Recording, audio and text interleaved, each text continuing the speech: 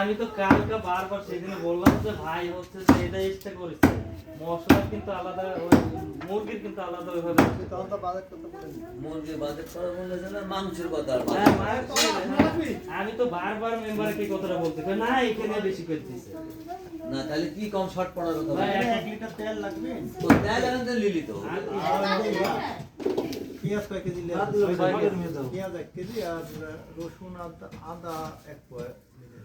আদা দিয়ে আছে হচ্ছে লিখলেন